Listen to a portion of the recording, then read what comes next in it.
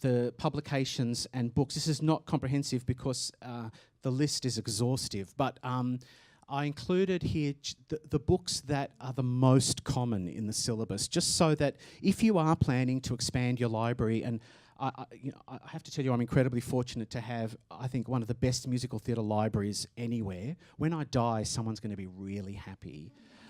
Lots of people will be really happy. But if you're expanding your library and you want to, then certainly, you know, the sort of volumes of standard, those Singers Musical Theatre Anthology, I think they've just released a volume 6 of that series.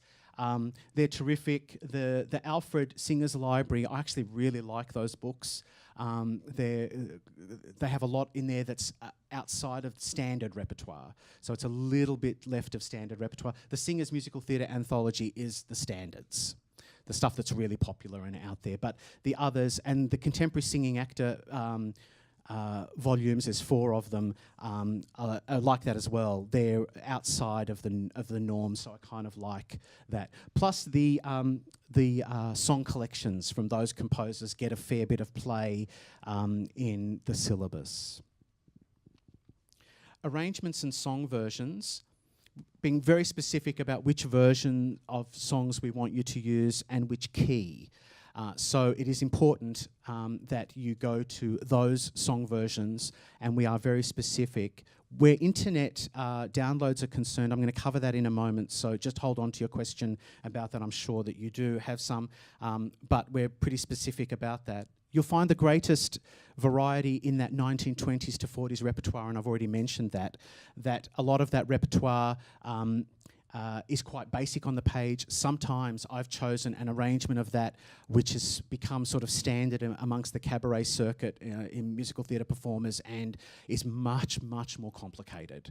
So we're looking for that. But let me also say again, we're not necessarily looking for a duplicate of that arrangement. We are always looking for your own personal interpretation of that song.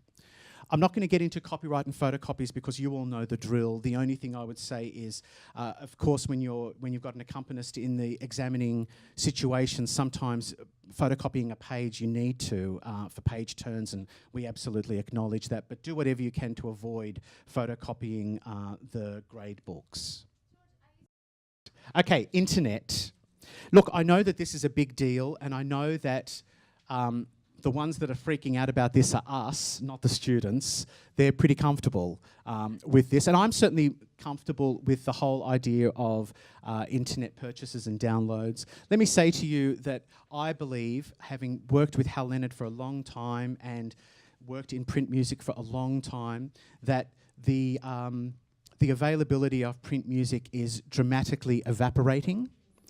That I would say within 10 years, those print music will be gone, and everything will be through download. I have ensembles now in shows that come together. There is no sheet music. Everyone uses iPads. The music is on the iPad. I'm able to digitally make a change to a note, and it goes to the other iPads. It all happens electronically. Now, we are absolutely headed in that direction. So if that's scary to you, and I would understand why that would be scary to you, find your younger student and they'll explain it to you. I thought long and hard about how to make this as foolproof as I possibly could. I totally understand that for many of you, this is an area that you're not comfortable in. So I've really spent a long time thinking about how I could make this as foolproof as possible. So here it is. Ready? You're just going to be so excited.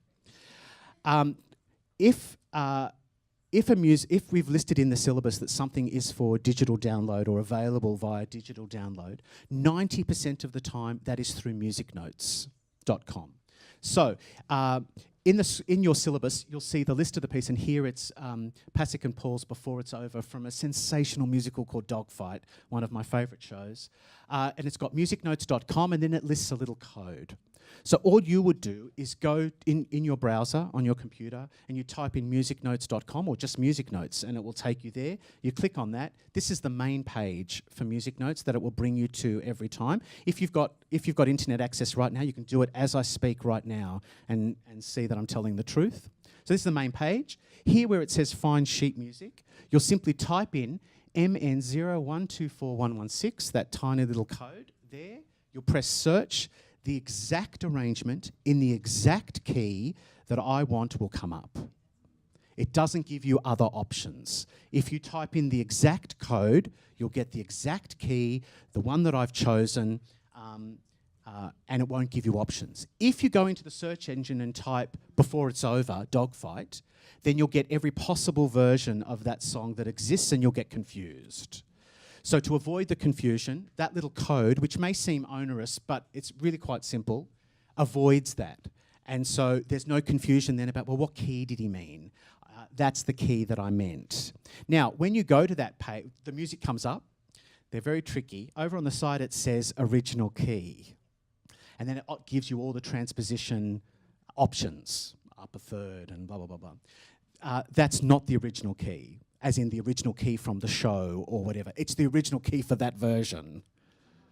Yeah, so just be aware of that. Just because it says that on there, that's not the original key. However, I've chosen things as close to the original key or the original key, whatever, when I've given you that code.